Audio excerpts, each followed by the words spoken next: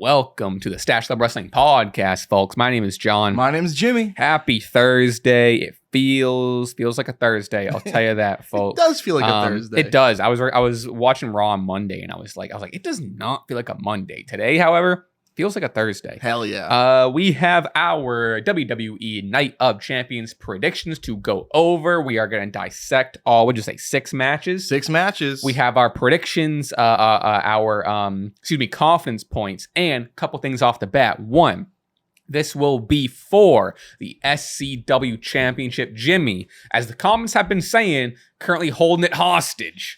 As they've been saying. A lot of moonsault crybabies in the comments that, apparently want you to be champion again. A little unhappy how much I don't defend it. They don't like my non-title squash matches in the quizzes. They're getting a little upset.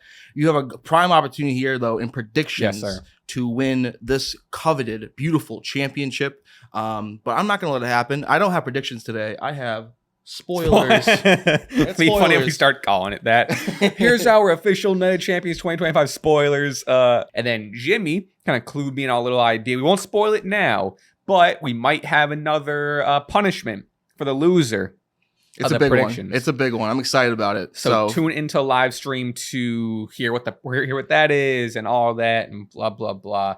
But I don't know. Where do you want to go? Do we dive in? What do you want to do? We're a couple days late, but we had the predictions. We'll talk a little bit what happened on SmackDown, a little bit what happened on Raw. I haven't watched. I kind of stay away from some of the yays and boos of other content that you make, just so I don't hear your opinions. Although some of the video, what video did I watch recently that I was so amazed by? It was that you did. It was I think I could left a comment too. I'm blanking right now. Hold on. But it's a nice little plug for my channel you're giving me. Folks, John Moonsault, my solo channel, please go subscribe to that. I'll tell you this, I'm putting out a video today. I don't think people are gonna like it. I don't think it was the one that I think that was scripted. The John Cena Pipebomb explained. Yes. Mm-hmm. Actually, no, not that one. Who should win King and Queen of the Ring? Most hated hot takes. The hot takes. Okay. The hot takes is really the Reddit good. video. Yeah, the Reddit video. I think you got really creative and a lot of fun. And the kind of confusion I think of some people that took the original Reddit post, hated hot takes, they didn't understand. Yeah, and all the highest upvote things, very popular things. And it's that was a very good video. But I try to stay away from the other videos. But the pipe bomb, the John Cena pipe bomb, electric. I think up there for one of John Cena's best promos. I immediately went for some hate bait on Twitter, said it was better than CM Punk's pipe bomb. I don't actually believe that. But, the main highlight to me, though, was, of course, a shout out to some indie stars, Nick Nemeth, Matt Cardona, and Claudio Castagnoli. I think one of those is an indie star. Well, I mean, TNA and AW. I don't know if those are indie promotions. To me, pal, as a Fed soldier, those are the indies, those pal. Are the backyard. Those are the bingo halls. Yeah, whatever. Joking. I'm joking. One bite. I'm joking. And I thought that was really, it popped me. And then I go on Twitter talking about, that's a really good promo, this and that. Someone then brings my attention. Because, I'm of someone that watched that promo and I'm like, he mentioned, those guys. But, I feel like mentioning, Colt Cabana, who, has a extensive history with Punk and was in that original CM Punk pipe bomb promo, would have generated a lot more heat and made it actual, very personal and makes it feel very real. Mm-hmm. I was kind of kind of taken aback of why he, didn't go that route. I mean, obviously, they're probably... I think even sliding a Jack Perry. Actually getting personal, but maybe don't want to, advertise that. And, actually Punk probably wouldn't in reality like that. But then do you take, do you believe that the whole Matt Cardona, Nick Nemeth, Nick Jackson, that whole theory? I do not believe out the window, yeah. Do not believe someone. I did see that though. I saw that and I was like, holy shit! John Cena is in the sky playing chess while everyone's playing checkers. That was whoa. If that's a reality, that's a situation, that's crazy. But then I've seen more so, and it makes sense because in CM Punk's prime, those guys that Cena mentioned, Cesaro, Ziggler at the time and Zack Ryder were guys that kind of were fan favorites, but there was someone else a lot bigger and a lot more talented than CM Punk. And he, you can make the argument that he, in his time there, Punk buried those guys. I don't think so. Yeah, I don't think that was the case. Definitely not, but he definitely was, highlighted more. I think this is what I saw on my video too, where I really think it's as simple as during Punk's promo, he mentioned his friend who didn't get a lot of shine. And in Cena's promo, he mentioned his 3 friends who didn't get a lot of shine. Claudio, who was I think Seth was on some TV show and he was talking about how him, Cena, and Cesaro, Claudio are in like a group chat together for coffee. Do you think it's actually coffee, or is that code word for something? Because if you're GTA players, if you know. But could coffee mean something else, or do you generally think they're passionate about coffee that much? I think it's genuinely coffee, only because in Iowa, Seth Rollins owns a cafe. Oh wow, a coffee shop. Or whatever. I mean, trust me, as a coffee fiend, I totally get it. Maybe they also chat about sports or whatever too. It's probably a friend group chat, but maybe the coffee clan or something. Well, I saw this too. That was also kind of in reference. Apparently, CM Punk. It says CM Punk at the WrestleMania 29 press event wearing a Cesaro shirt, name dropping Dolph Ziggler and Zack Ryder, and putting down that year's Cena/Rock main event. If it's, yes, it's hard for that to be a coincidence, considering those are the 3 people. So if it's a coincidence, it's a crazy coincidence. If it's not, it's really, really cool and smart writing. And someone had to dig this up. I think this got found a day or 2 after, where people had to actually dig and see it, whatever. Actually, I'll play it real quick, see what he says. Hell yeah. Oh, I'm sorry, turn it up. I don't really mince words, I'm not going to tell you I'm excited for Cena and Rock too, because I'm not. I'd be more excited if it was me and John, and I think Dolph should say that he'd be more excited if it was him and Rock. And I think Zack Ryder should say it should be, that's what a lot of people don't understand. They, certain media outlets will pick and choose certain things that I say, and they just kind of label me as this awful malcontent. And while I may be an awful malcontent, I understand the business way more than they do. But I also understand, personal goals and where I am. Yeah, it's great. Where I want blah, blah, blah. Yapping. So funny. While wearing a Cesaro shirt. That's the thing, right? So funny how Ozzy just he's all this they would deserve it more. They would deserve it more. I know the business better than any fucking one else. It's he's so crazy. This overall as a promo, even getting past those 3 name drops, which I really did love.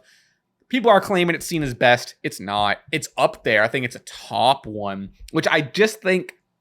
I don't know if it can be Cena's best because it was just a rewritten pipe bomb, which I loved that's what it was for that segment. I just don't know if it's Cena's best. I don't know. About CM Punk selling for 20 minutes too. That was so tough. Funny. That was tough. Because I rewatched Punk's pipe bomb when I made my video, and Cena got up after a while. Oh, he did. He was just kind of hanging in the corner. Punk was selling. Even I was really paying attention, trying to see what it was. And he kept on just kind of putting his thumb up. And I don't know if that was like a signal to anyone, or if that was him just kind of if you're hurt, you're kind of just testing your trying to get your limbs back. Yeah, I think a referee did check on him, and that was I guess on the fly call, go check on him and make sure to make it less cringy or whatever. Of course on the Slim Jim table too, which is a whole kind of. I know the Slim Jim logo being right under Cena in the camera shot was a little tough for me. But I tell you what though, this was a step in the absolute right direction for this whole Cena heel run. Yes. That's a thing of contention right now. A lot of people are unhappy with it, whatever. You've been very positive on it. I'm still kind of in the moment, and right now though, enjoying the hell out of it for this feud. Yeah, we're on the fast track to Night of Champions. Even too, there was I read for a thing the Cultaholic posted it, but it was from another publication. And Cena came out and said this, which I would love to get your thoughts on. He said a lot of stuff at Fanatics Fest. Yeah, his whole shtick in Fanatics Fest was very interesting. It was very kind of heel, but very also charming and funny. I saw a video of him he came out running to give. Was it Peter Rosenberg a hug? I don't know, someone that was sitting, or maybe it was Sam Roberts. Yeah. He ran to go give him a hug. Then there was a backstage thing where someone was filming him, and he when he talks to people as a dad, and he's just hey, don't film without my permission. And he's so so calm, it's scary. And then he like apologized to that guy, and people were like, maybe he was just like healing it up. Yeah, I don't know. He has he crashes out sometimes. I'm not sure if you ever see his interview in Pardon My Take. Big Cat PFT. He I think it was a bad day or something, and like he might have had a friend that passed or something. So he goes on this comedy sports show, and he's very serious. And the two hosts are just like, two goofballs. Yeah, and it made for a very odd interview. Oh, weird.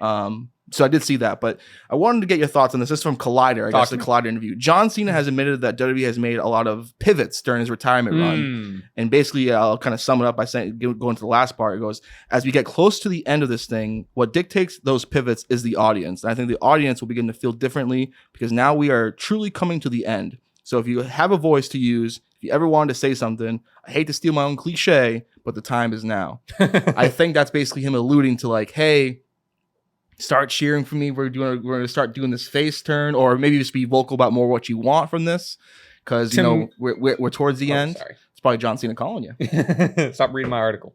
To me, that read as half bullshit, half also like an excuse. And like Cena is so media trained and he talks like a robot. Like I love Cena. I do think he's like such a kind and humble person. But for some reason, when there's which like I understand, when there's a mic and a camera in his face, he does turn into like PR mode, and he talks like this like sort of demeanor. Anyway, my thought is that actually I do believe there were pivots.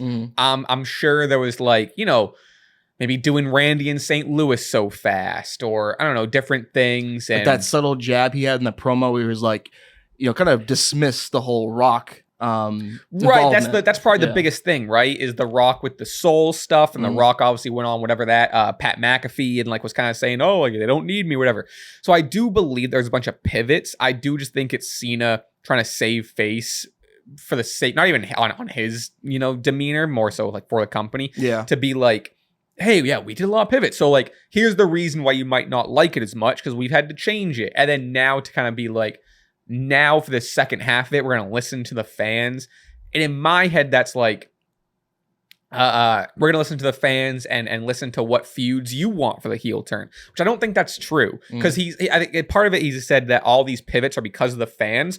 That's not true. I don't think anything maybe in this heel turn. The R-Truth stuff. Like maybe that second R-Truth match was because of the whole one where we brought back R-Truth. So it makes sense for him to getting involved. So maybe that was another pivot too. I'm sure, and like I'm sure that's part of it. I don't think it's all bullshit, but like I just don't think every single step of this Cena run, like he's kind of alluding to, is driven by the fans. And I think now he's saying that it's like, okay, now people are liking it, and now if the fans are driving it, now we can kind of put it on the fans and whatever. Also, really interesting that every to go back to the pipe bomb or Cena's pipe bomb, the fact that every single detail, including that it was a John Cena versus R-Truth match with the other guy getting put through the table and ended, like R-Truth's involvement, like, because I'm in the camp that R-Truth's firing was legit.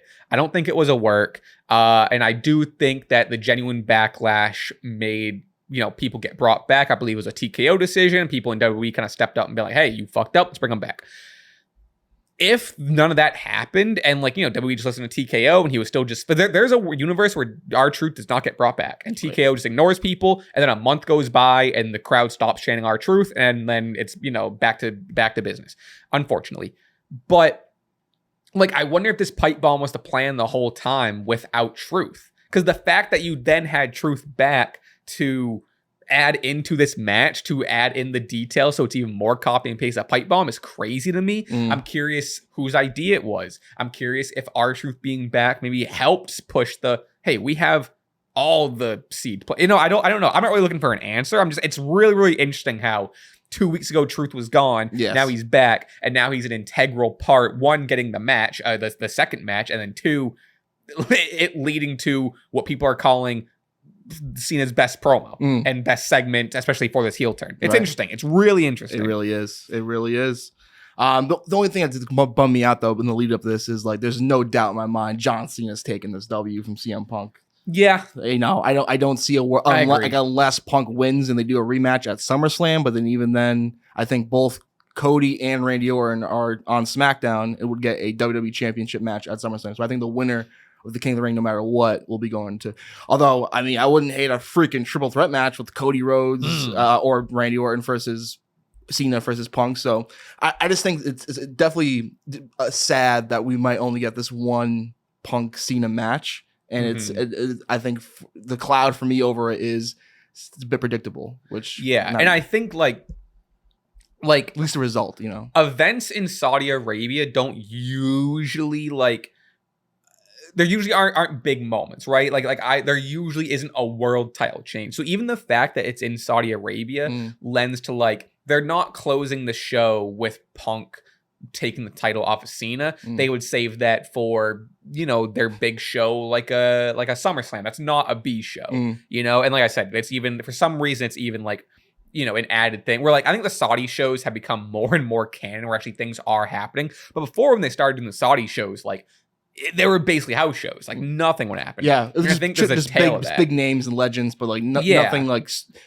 surface level stuff happening. But in the match, And I still think there's some trail off from that where they're not gonna have the world title change hands. Although it will be a really funny visual to see Cena win and then go on the barricade, turn around, blow a kiss, leave with the title into the Saudi crowd. I think that would be really kind of just maybe a metaphor too. But yeah, that's let's get in. As we kind of recapped that segment, and it was a fantastic segment. I'm sure there's stuff we left off the table, but to get into the predictions of it, I didn't have it first, but I think it's an easy transition. We'll just start right here. Sure. John Cena versus CM Punk for the undisputed WWE Championship. We are doing confidence points. I think you kind of alluded to who you got, but just to kind of reinstate it, reaffirm it. Yes. Who you got? Locking in. Lock it in. How many points for it? John Cena's winning this match. John Cena, I will say this, is absolutely retaining his title.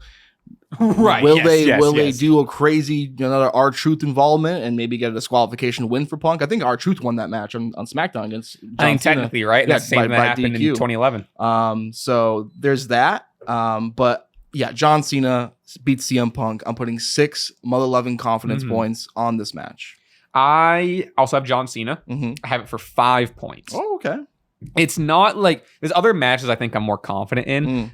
This we could have put 6. Oh yeah, it's only 6 matches. I could have put 6 here. There's a little bit of me that thinks as we're halfway through, but maybe they take the title off him here, and then we lead to Punk doing stuff with the title, and Cena can kind of go on his journey without the title, discovering himself. It's not going to happen. This should be my 6, but there's a little bit in me of it is CM Punk.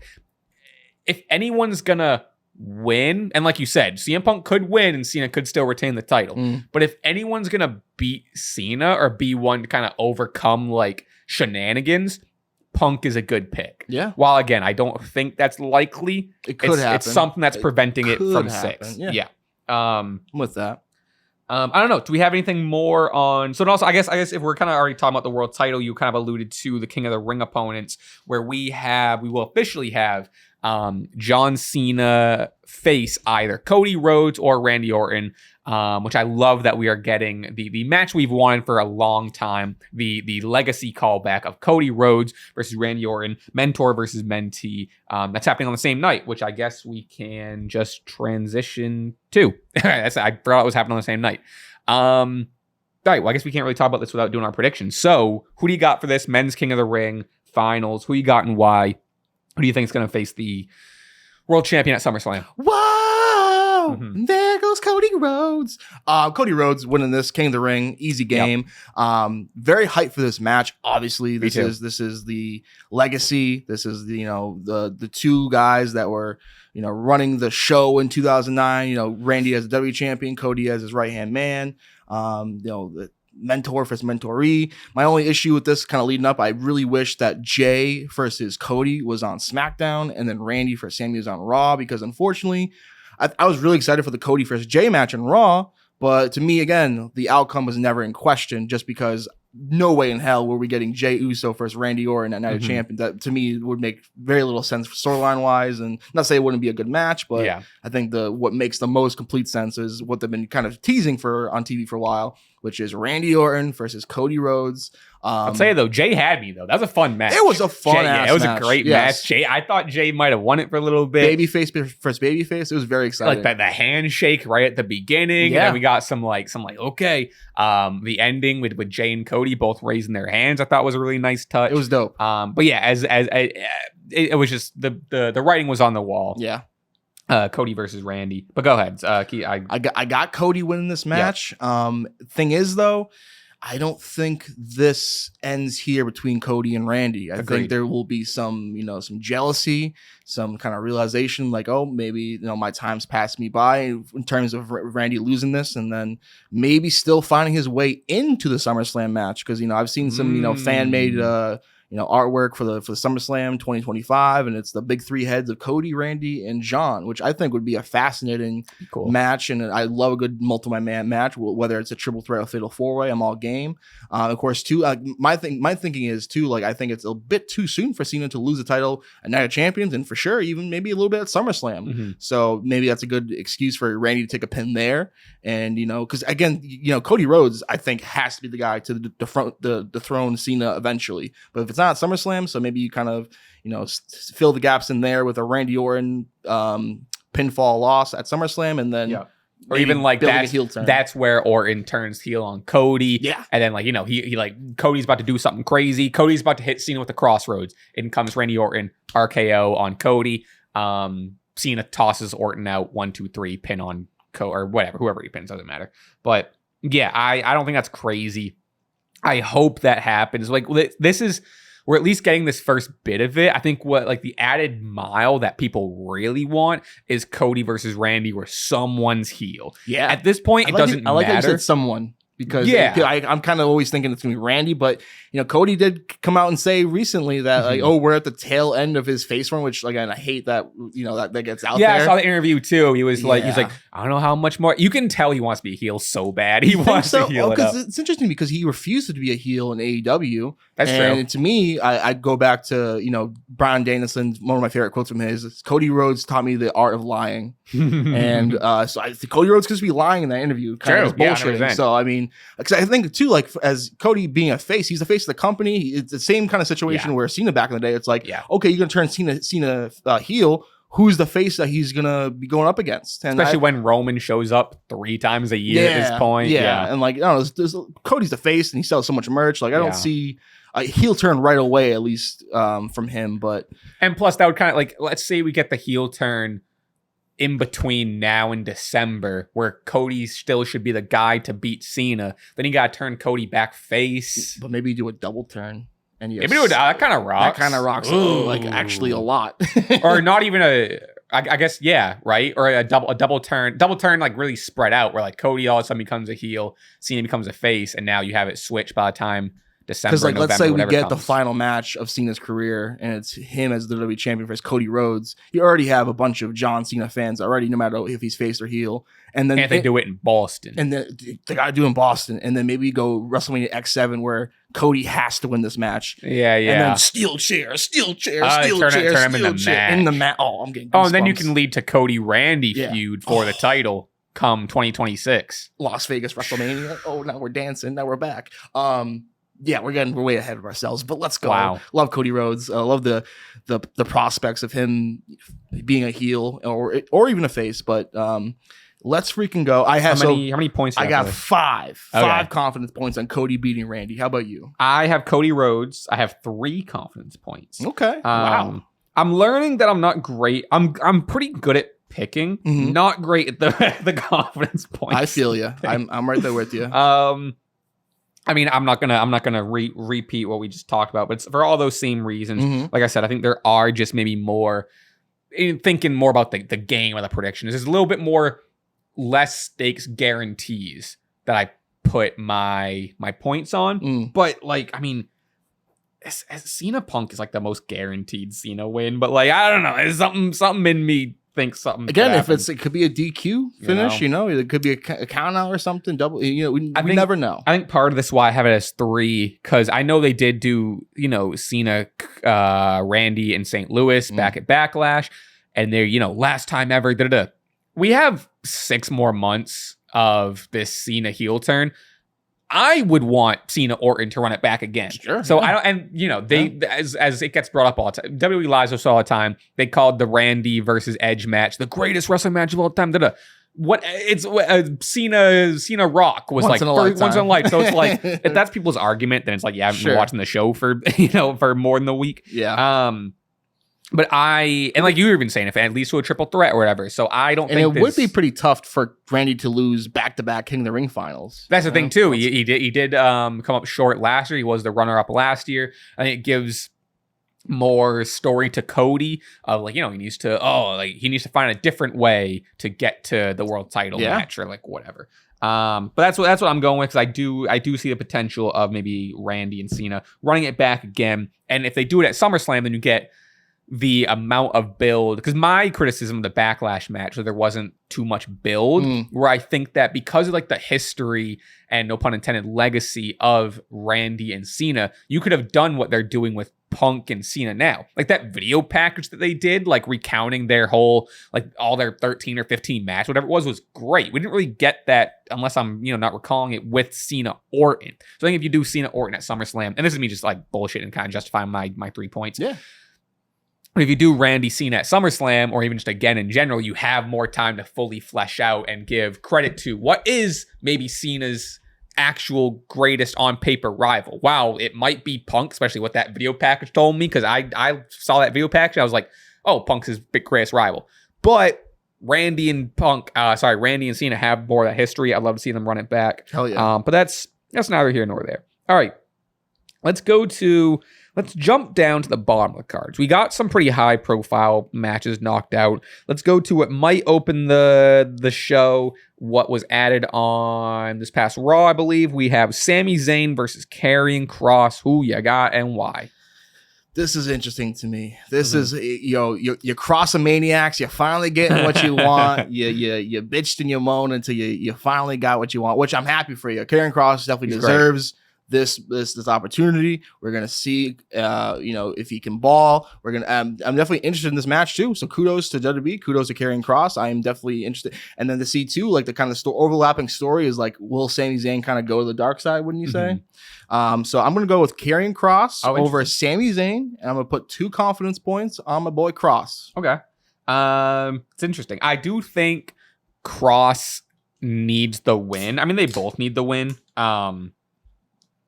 Especially, which it is funny that Sami Zayn is in this match to prove to Karrion that he is world championship material, even though Karrion's not a world champion and who gives a shit. But I do like the added bit where it's they're backstage on Raw when the match, or right before the match was made.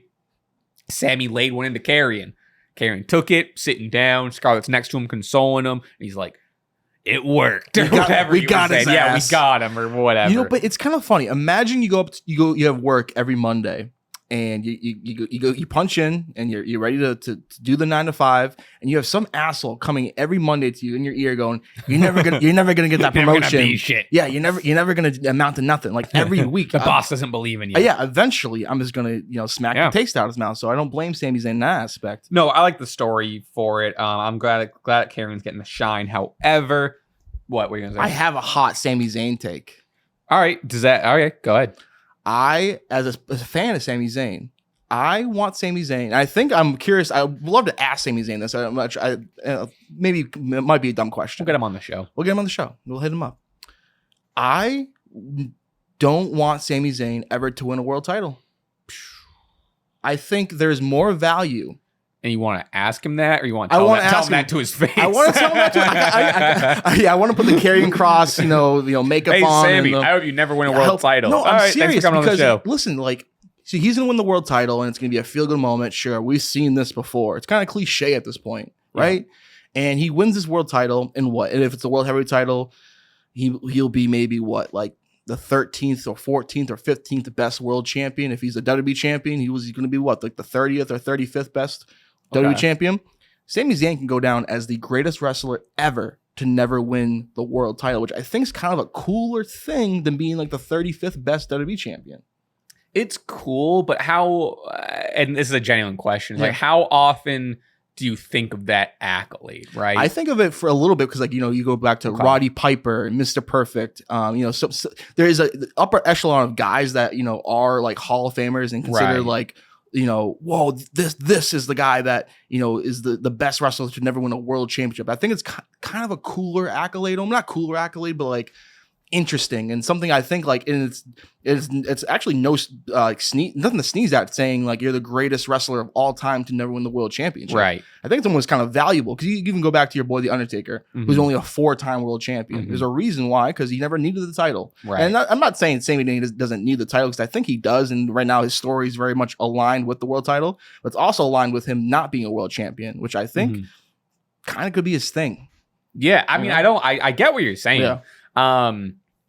It's like, you know, another cliche, and it's an easy comparison. It's what they compare it all the time to. But what would you think then if Mankind never won that world title on that episode of Raw that WCW spoiled and was like, everyone go leave our show, go tune into that other show? True. Yeah, I'm definitely not saying it wouldn't be a special ass moment. You could have Kevin Owens. Right. I guess my question is, would you go on, and this is all speculation, obviously, but would you then look back at like Mankind in that same light of like, he should have won the world title / he was the greatest to never win a world title? Maybe.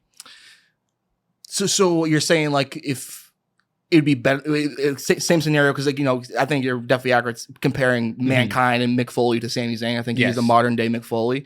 So yeah, I kind of don't, because again, that was very important to the Monday Night Wars, that moment. But like, I don't think it's necessarily that important to like Mick Foley. Because I think you think of Mick Foley, you think of him getting thrown off the Hell in a Cell. I don't really Backlash think of, 04. You think of like other moments, his rivalry with Triple H. I don't really think.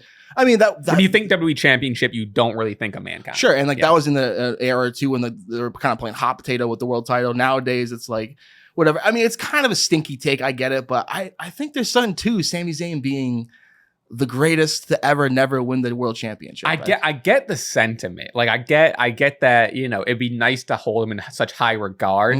But I think my other side of the coin is it almost does stink where it's an accolade that's not an accolade, or it's an accolade due to the lack of an accolade, where you're holding him up in this high regard because he didn't win something. So it is like, you know what I mean? As a diehard Rey Mysterio fan, doesn't it kind of bother you whenever you say, oh, like Rey Mysterio, former world champion? People are like, yeah, but he only won it because of Eddie's death. Oh, it drives me crazy. Or, oh yeah, but those title reigns sucked because, you know, the first one, he was booked bad afterwards. Right. And then John Cena robbed him after 2 hours. Right. And then I think he had a shorter run too. Yeah, the other, title. Yeah, like I if Rey Mysterio never had those reigns, and I think he'd for sure be the one to point to say Rey Mysterio is the greatest wrestler ever to never win the world championship. I think there's something to that a little bit. Yeah, I mean, like and it kind of goes to what's more important, the moment, because I do think the moment of him winning it at WrestleMania, his first world title, is one of the best WrestleMania moments, one of the best world title wins, I think, of all time. You know, and given the situation. But then you're right. Like there wasn't, you know, like the trail off after, which I do remember fondly because I was a kid watching with the world title. But like I'm sure if I went and looked back, like this wasn't the greatest. Whatever. He jogged almost every week as the world champion. It was ridiculous. They kept putting him up against like JBL, Collie, big, Mark like, Henry, massive guys every single week. What are you doing, dude? I get it, but at the same time, like you want to build them up. But yeah, I get what you're saying. Where it's like that Sami Zayn moment might be better than or more memorable than the run. And what's worth it? Is the moment worth it, or is the, you know what I mean? And I don't know. And I'm not, it's like, I have kind of a question for the folks at home. Where I would choose, like if we're putting Rey in that Sami situation, I would choose him winning it for the moment. So it'd be interesting for, like, let's say, because I think this still is, and I'm not in this camp, where Elimination Chamber, help me on the year, Elimination Chamber, Roman Reigns, that was the moment. That was the moment, John. So that's what I'm saying. Yes. So if I think Sami Zayn should have won it there. I still think that they were in Canada. The match was fucking electric. I guess just putting it like, I don't even really know what I'm asking. I guess I'm just thinking like in recent time, like that would have been the moment for Sami to win it.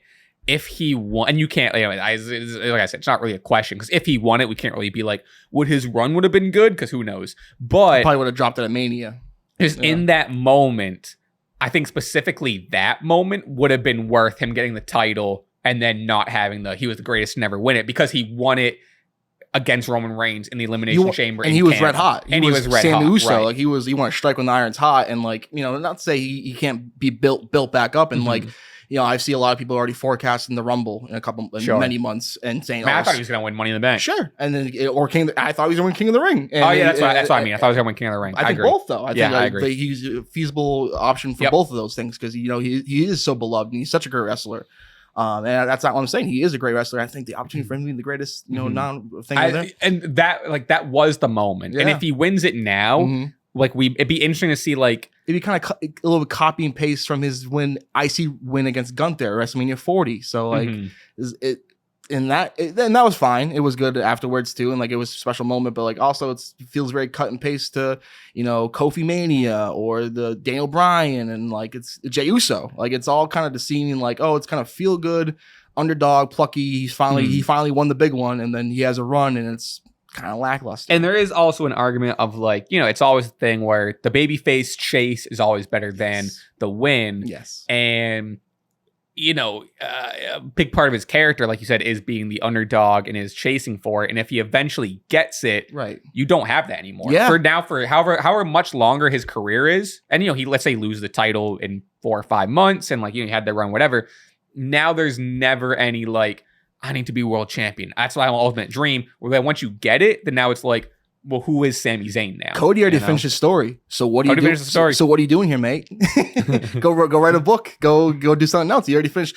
Given though Cody post story being finished has been fine. I love Cody Rhodes. Yeah. But there's it's an interesting argument. Like I said, I don't know if so I think like the question that you would want to ask Sami would be, I'd imagine, what would be your question to Sami? I'd be like, would you want to be the 35th or 40th best WWE champion? Don't phrase it like that, though. But I'm sorry. I'm sorry. He wins the WWE championship. No, I'm saying if Sami Zayn is right here on this table, don't say if he wants. Hey man, you want to be the 40th best champion? If that sets up me versus him in a Knoxville type match at WrestleMania, I mean, that would be let's bring it on, Sami. But do you want to be the 30? Okay, sorry. Do you want to be? Imagine Sami Zayn's right here. How are you phrasing it? I'll phrase it different, because you know what?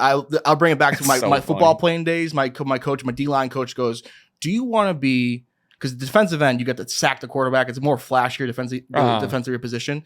Do you want to be a good defensive tackle, or do you want to be a great a great defensive end, or do you want to be a good nose tackle? Nose tackle, you're kind of just in the weeds, kind of goes to the fat lard of the team, and kind of you control the gaps. It's not very glamorous. And I'm like, I guess I want to be a great nose tackle, but you're kind of taking a bit back from that. So right. I would say, do you want to be, a top 30 WWE champion, or do you want to be the greatest wrestler to never win the world title? I think being the greatest ever to never win the world title is a lot more glamorous thing to say. Then he hit you with a blue thunder bomb through his table. What happened? Here's the thing about the blue thunder bomb. And I'm someone that should be a finisher. I wanted him to, well, here's the thing. It's a great move. And I wanted him to beat Randy Orton. But he does the blue thunder bomb, and he puts a pinky for the pin cover.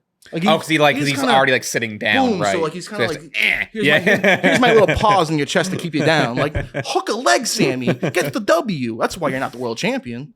What did Cole the other, or was either Cole or Tess, where he pulled out an old school term that I haven't heard commentary say it. Shoot the leg. Shoot the hip. Yeah.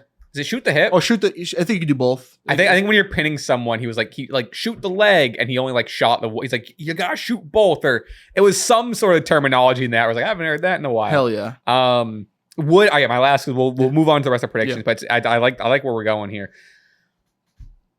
Would you say the same thing to Chad Gable for never winning the IC belt? Should Chad Gable never win the IC belt so he can kind of have that same accolade? Whether it's less glamorous because it's not the world title, but Chad Gable could be, you're the greatest to never win the IC belt. Well, not even the IC. He's never won the United States. Well, he's never won the world title. But so like, basically, I think his chase has been more aligned with the IC. He can go down as one of the greatest to never win a singles championship, which is, he's won the speed. El Grande won the speed.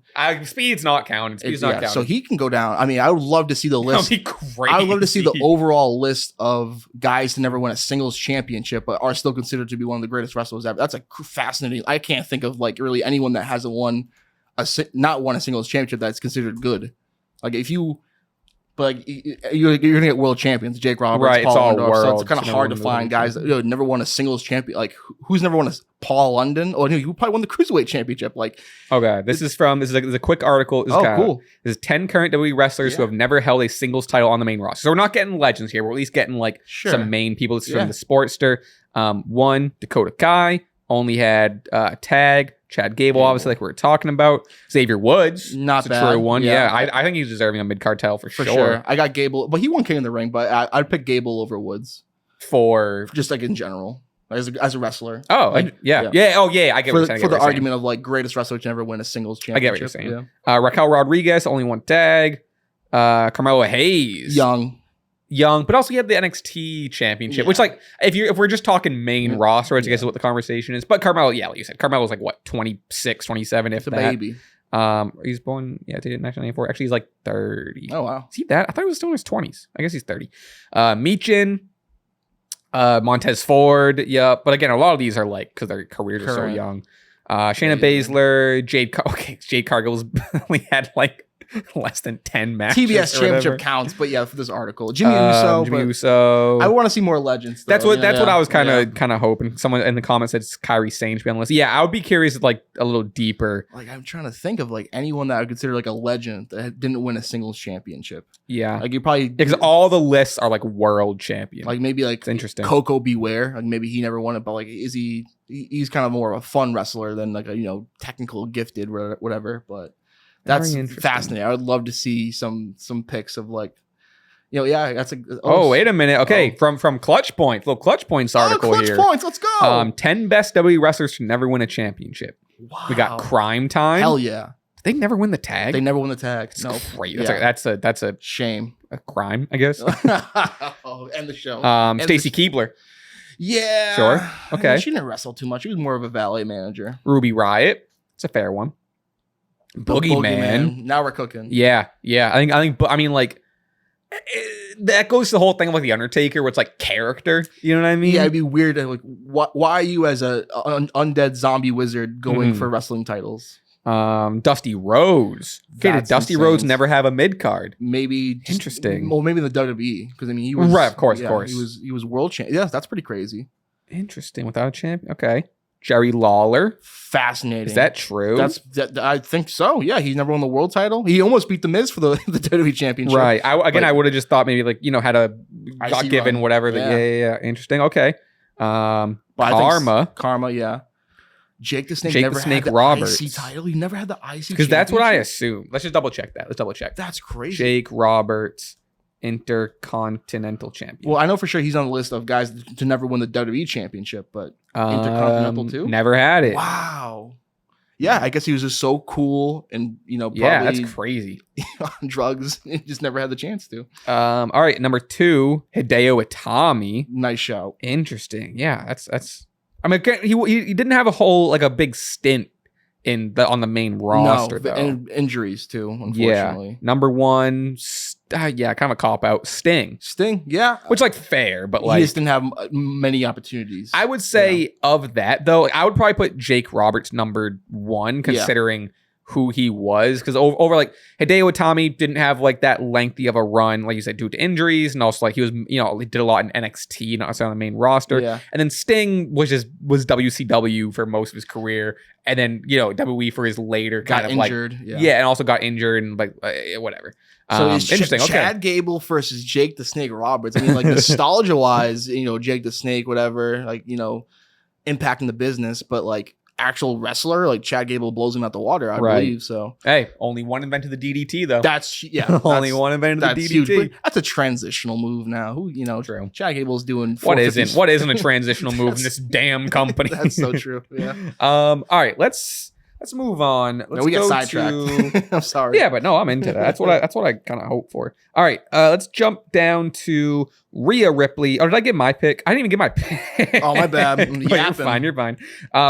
I have Sami Zayn for 2 points. Okay. I do just think because they are in Saudi Arabia, and I think Sami's going to win. It's going to be a feel good Sami Zayn win. I beat the bully. I don't think they have any plans for Karrion Kross, so I think they're just going to have Sami Zayn win, and then Karrion goes back to catering.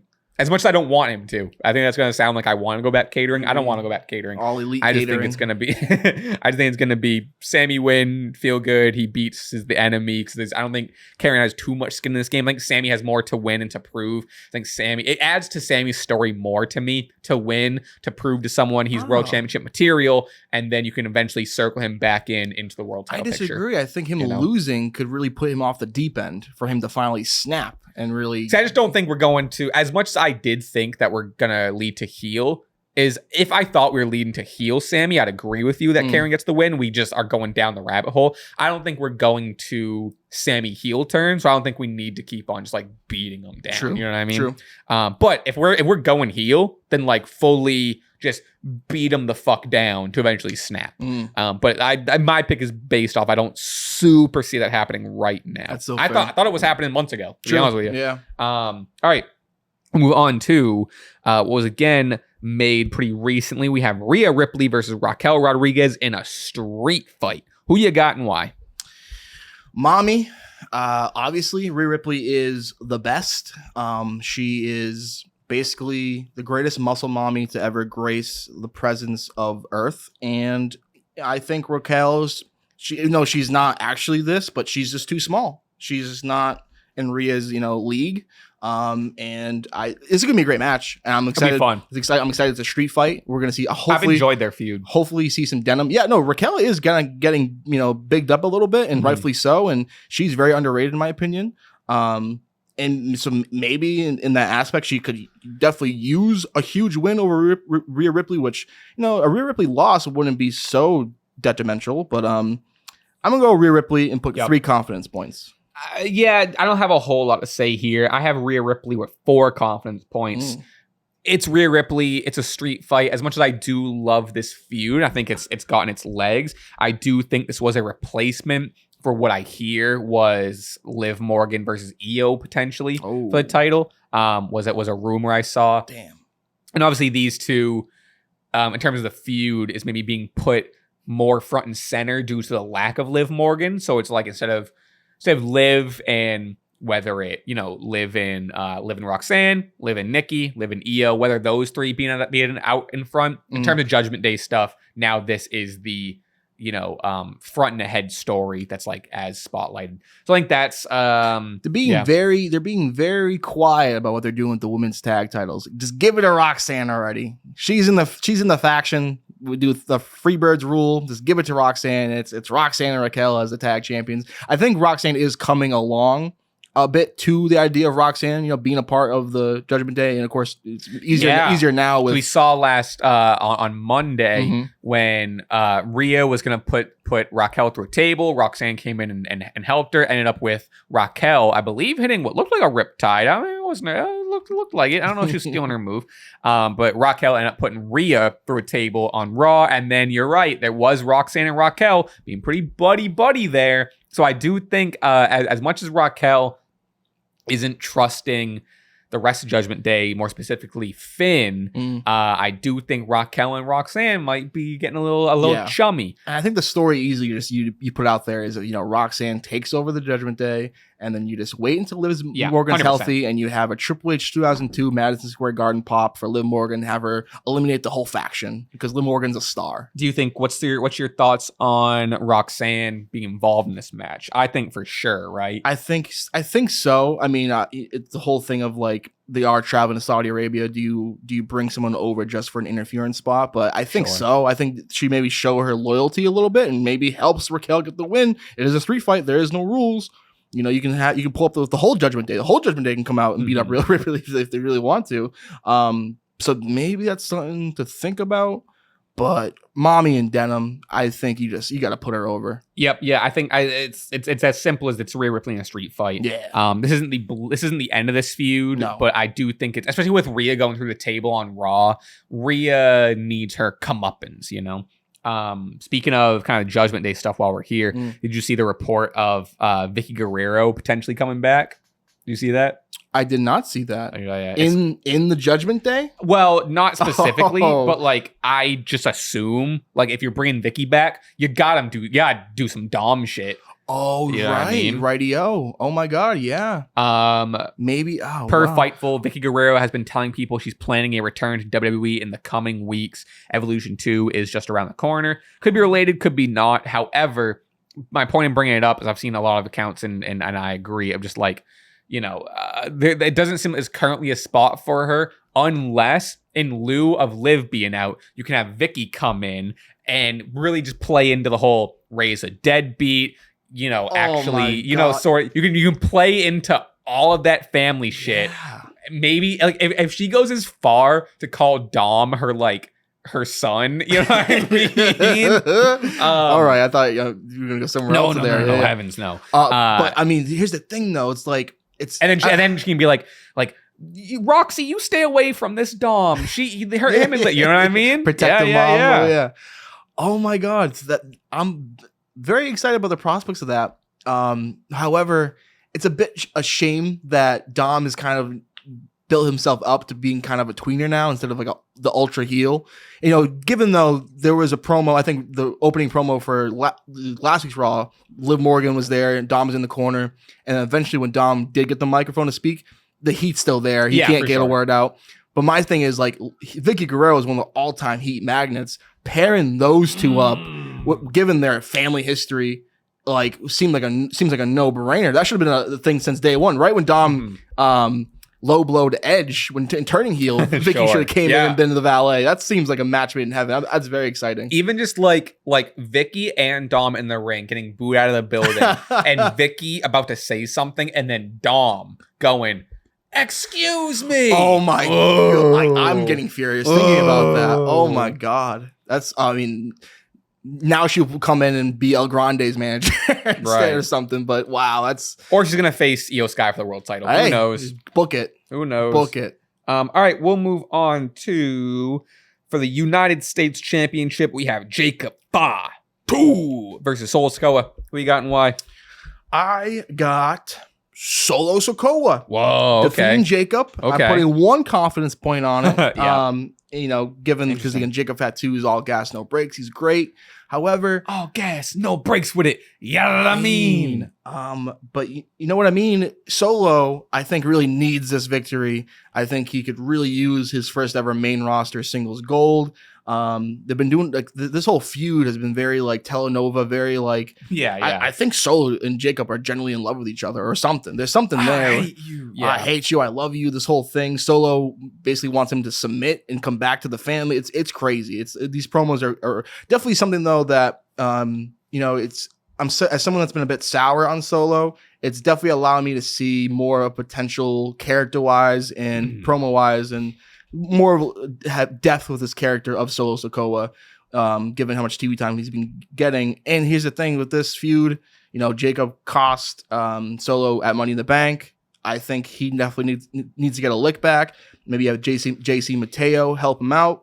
And we get a rematch at SummerSlam. I think this is a perfect mid-card SummerSlam rematch, Jacob for Solo. And I think Solo definitely needs to get this first upper hand in the rivalry in terms of matches. So I'm going Solo Sikoa, one confidence point. I'm surprised this match is happening now at Night of Champions. I do agree with you. This is a SummerSlam match. This is a big build. We're finally here. It's what people have been speculating for a while. I think people have also thought this match was going to happen months ago, me included. You do, like you said, have a ton of bloodline stuff. Jimmy could get involved. JC Mateo. We did get a lot of Jimmy stuff where like Jimmy helped out Jacob and was kind of standing behind him, and Jacob, you know, kind of like gave him an eye of like, interesting. You know, I don't know if I'm with you, but like interesting.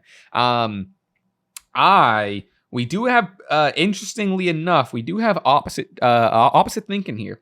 I have Jacob Fatu for 6 points. Oh my goodness! I'll tell you this: you have a very convincing argument that I didn't really think of, but I just think we're it's simply put, we're early into this Jacob run. We're early into this United States Championship run, which I think has been great and a lot of fun. And I don't think we're stopping. While, to your point, if Solo gets this dub here, it wouldn't be stopping. So we would be continuing it to/through SummerSlam. I just don't know. It's also mainly the thing, I just don't know if they're pulling the trigger at Night of Champions. Do I see Solo winning it at SummerSlam instead? I don't think necessarily either. They put so much stock into this boy, in the past years. They have to give him something. And I think Solo. Yeah. Speaking of Solo, like, he has to get something here, and he can just give it right back to Jacob at SummerSlam, and I think that just makes sense. It kind of reminds me, again, I was wrong, but I definitely predicted that Becky was going to beat Lyra at Backlash. I was wrong about that. Wait, no, I'm sorry. I predicted. Yes, I thought. Yeah, Becky Lyra got it at Backlash, but then Becky eventually did win it. Correct. So that was for the terms of continuing the feud, and I think this feud is still ongoing. I think to kind of give it some more legs, to kind of push it more. It makes all the most sense to me personally to give Solo this victory over Jacob. Because if Jacob wins, I'm gonna stick with my gut. But if Jacob wins, then it's like, what do you do going to SummerSlam with a Solo or with a Jacob, whatever? JC Mateo versus Jacob for the title. I think you get a lot more tag team matches with Jacob and Jimmy kind of building their trust, and then they're gonna do that 7 times on SmackDown. It's a 3-hour show, man. You got to put something there. I heard it's going back to 2. Thank goodness. Yeah, I'm very excited for that. There was like one report that's like, no, we're staying at 3, and there was another report like a week after. We're like, just kidding, we're going to 2. I actually don't know. And then I'm seeing people out the woodwork going, "Oh man," I know. Which I'm like, what the hell? It's been a whole year of people being like, SmackDown's too long, and then SmackDown has 2, maybe 3 good 3-hour shows, and then people are like, what the hell? I love 3 hours. What are you talking about? I'll tell you what, maybe no, a 2-hour show is perfect for it wrestling. Needs to be 2 hours. It needs to be 2 hours. I was gonna say, like, maybe have Raw be set at 3 hours, because it's been really I love that Raw is 2.5. Yeah, I love that Raw is 2.5. Me too. I mean, I just think if you're gonna have a 3-hour show, better Monday than Friday. If there is a 3-hour show, it should be Raw. Yeah, but yeah, I don't know. Like I said, to wrap up Solo Jacob, like I said, you got a real convincing argument. I think I'm just too stuck on Jacob's too new with it. It's too good of a run. As cool as it would be for Solo to win it, I also don't see them, like, yes, you're right. Like, they have built up Solo. Is he deserving of it? Yes. I don't think WWE's gonna do that justice. You know what I mean? I do. You know what I mean? And 2, who's been kind of lurking in the IC picture, and they teased it on SmackDown too, is Damian Priest. Sure. So maybe that is the actual SummerSlam match. Because maybe they're seeing the writing on the wall, which I've kind of seen. Maybe Solo maybe isn't the guy you want to be depending on too much on PLEs. So maybe it's just kind of a stopgap between now and for Fatu to eventually go against Priest, because they've teased that on SmackDown. Even so funny though, did you see Priest playing Peacemaker between Black and Truth? They're like right here, and he's very close. He comes like right in between them. You guys need to relax. And then as Black leaves, it was Truth, and then R-Truth, Black. That's so funny.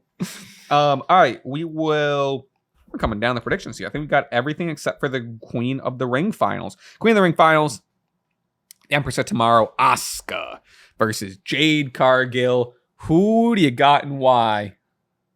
I have the easy pick, and I'm very curious what you're going to pick, because I don't think it's an easy pick here, I'll be honest with you. You think? Really? I don't think so. Well, I'm not sure if you've seen this person on your TV, or maybe if you were lucky enough to buy a ticket and watch this person wrestle. Jade Cargill is going to be your Queen of the Ring. It's written in the stars. Shout out Invincible by MGK and Esther Dean. Like, come on now. Shout out Tommy Invincible. That's my Invincible. Hell yeah, absolutely. Jade's winning this. She looks like an actual queen of a planet of beautiful jacked woman. Like, she's just the best. She, beat Roxanne Perez in a pretty solid match, and I get it. The whole the potential matchup of Asuka versus Io Sky. I want it, and I'm very pleasantly surprised that Asuka. Actually, that's the wrong word. Pleasantly surprised, but I've been happy to see Asuka balling again, and she's been on TV having great matches. Although, the flying butt, that's her finisher now. Hate it. I hate it. She used to do that move. It never used to be her finisher. Yeah.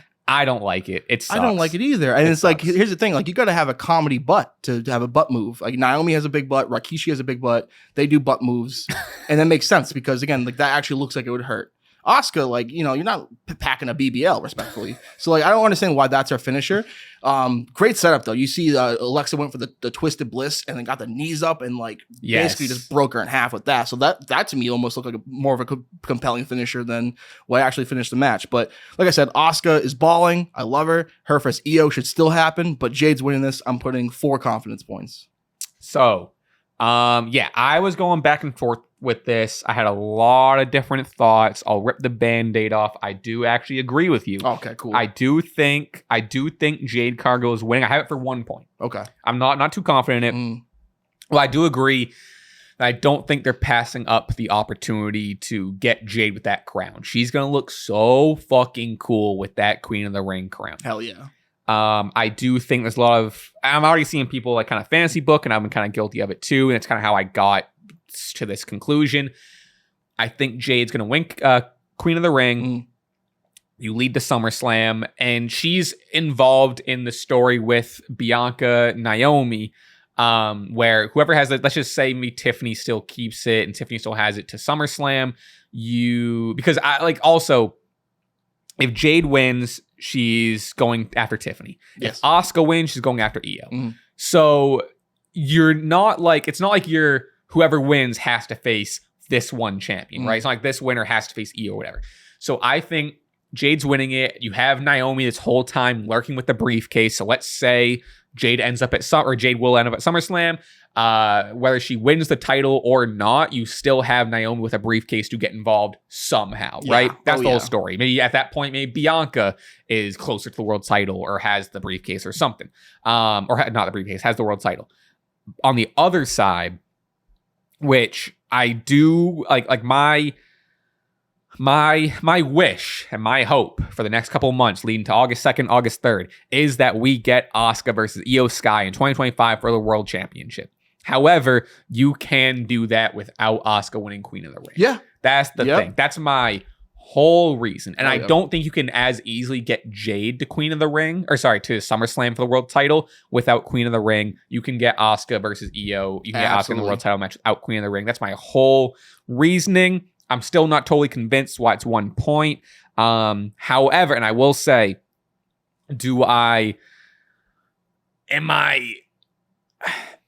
Asuka on paper should beat Jade, though. Asuka is the better wrestler, like far and none. I'm pretty nervous for when/if Jade wins to the feedback/backlash, because she already got a ton of backlash for her match on SmackDown, having a couple of missteps and whatnot. So I'm really curious what's going to happen if and when a Jade, someone who's maybe a little new, someone would call her still a little bit green. Whether I disagree or not, I don't know. Green's the color of money, pal, and she prints it. But against one of, if not the, I'll say one of the greatest women's wrestlers of all time. You see that graphic? One of the most accomplished. Right, accomplished as well. Yeah. So, like, on paper, which is why it's a 1 point, because on paper, Asuka should kick Jade's ass. But I'm really curious what they're gonna do here with this match. But I do think also on paper. But then again, you have the Empress of Tomorrow. The Empress of Tomorrow could be the queen. Yeah, no, sure. Whatever. And like what you said too, I think that's a great point of like, when I think of King and Queen of the Rings and who wins the tournament, it should be the best like actual technical wrestler. Right. I think of, two-time winner Bret Hart, Stone Cold Steve Austin. You think of like actual good wrestlers, not to call Jade like don't say sideshow or whatever, but she's more flash than sizzle, I guess I'm trying to say. She's more marketable and it has a look more than actual skill at this point in her career, respectfully. So I do see that. And then also too, but the inverse of that is Asuka's been grinding in the WWE for what, 8-9 years. She's done it. She's done it all besides win at WrestleMania, which is wow. That's insane. She's winless at WrestleMania.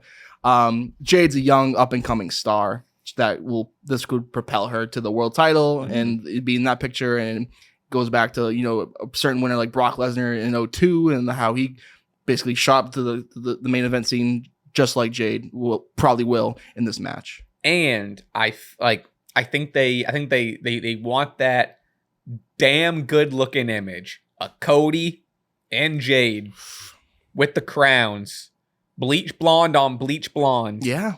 You know, no, they're friends. Like, I think a big part of Jade coming to WWE was when Cody was already there. Oh yeah, AEW shit. Yeah, they're both there. They were actually both simultaneously my two favorite parts of watching Dynamite every week a couple years ago. So it's kind of very trippy to see how far we've come and how high they're both regarded in this company. Because I think it's there. I think Cody and Jade, for the interest of the internet or in the course the people, that's what we're getting. I truly believe that. Yeah, like I said, it's my pick is solely on the fact of I think Jade would look good with as Queen of the Ring. Like I said, I do think you can easier get Asuka as the number one contender for EO's title by the time SummerSlam comes around. That point too reminds me of kind of like the whole like unintentional trope of like, you ever see the final two of the Royal Rumble and the person that gets eliminated still ends up getting the title match at WrestleMania anyway. Yeah. Like, you could think of so many examples of that happening. And same thing here. Like, oh yeah, you got to the finals of the King of the Ring. That's pretty a decent accomplishment. Yeah. You're gonna get an opportunity for a world title match anyway. So. Well, those round out our predictions. Do we have we have a couple different. I think we have let's see, we have King of the Ring, we have Jacob and Solo different, and we have Sami and Karrion different, and some pretty different confidence points on each too. So I think we're looking pretty good. And again, I want to give a huge shout out to the Discord. Everyone doing their predictions. I guess while we're here, we'll do a quick little plug. Yeah, how can you join the Discord, John? You can do a couple of things. I should have plugged the Patreon at the beginning of the show. I know. I always forget it. Patreon.com/Stache Club Wrestling. If you want to become a patron, you get a bonus weekly episode where it's a Q&A, we're chit-chatting, and you get access to the Discord. If you don't want to do that, which I don't know why you wouldn't, you can also become a member on the channel, and either tier will get you Discord access. And there are predictions, Stache Club fan run predictions. Again, shout out all the people that work hard and do that. Where I'm going to, I submitted, I'm going to be doing it for every PLE going forward, where I am now throwing my hat into the ring to be the Discord predictions champion. I filled out my my predictions. Some of the folks in the Discord too, once they win a predictions event, they will change their name too. I want to change my name so effing bad to Night of Champions winner or SummerSlam champion. Like, come on now. So I think you said you were gonna do that as well if you haven't done that. So we are throwing our hats into the Discord. We're taking over. We're coming in. We're coming over, baby. It's the NW all over again. We're gonna go in. We're gonna be like both dead last on the predictions. Like, fuck. I don't think I did too well in the backlash one, so I gotta get my lick back. Well, folks, I think that's the show. Yeah. I think we'll just kind of keep it to just the predictions show sort of thing. We're going to head over to patreon.com/Stache Club Wrestling, like I mentioned, where we have a Q&A. We're answering a bunch of questions and we're chit-chatting over there. So please head over there. We really appreciate it. Before we get going, our own plugs. We'll be selfish for a minute if we may. Follow us on our socials. All of our Instagram and Twitters are all in the description. Jimmy, I'll let you give yours in a second, but if you want to follow me on YouTube, John Moonsalt, I got my own channel. I'm posting videos all the time over there. Jimmy, where can the people find you? Twitter, Instagram, @Jimmy from the Q. I'm also on YouTube. I'm still grinding away, working on how to edit properly and stuff like that. So subscribe to my YouTube account too. I think also Jimmy from the Q. We recently on Stache Club Wrestling put out My GM Bros, and let me tell you, I'm addicted. I want to play My GM mode almost every second, every day. It's all I think about. My roster, not a great first episode for me, money wise, fans wise, but guess what? It's a slow burn. We're gonna slowly get up there, and we're gonna be the best damn brand in all of wrestling. We have a good next 2 episodes coming up. We filmed obviously in bulk, so we have our first 2 shows, like the headphones and the 5 minutes, which adds a whole new twist. And then we have our PLE, I think, on the 3rd episode. So yeah, everyone, please go check that out. Really appreciate it. And we'll see you over on the Patreon. Until next time, all of that. We'll get out of here. One for the road. Goodbye, goodbye, goodbye, goodbye. Peace. Mr. Beast, ever heard of him? I have heard of Mr. Beast. So have you seen the controversy about it? No. Okay, so keep 3, cut 1's entire career. Jeff Hardy, Batista, Randy Orton, Edge. I fucking hate to say this, but I agree. Batista. It's kind of an obvious one. The Genesis of McGillicuddy. Genesis McGillicuddy. What's that? Every champ, like that meme of Triple H, just make Obafemi like the ultimate ruler, the ultimate champion.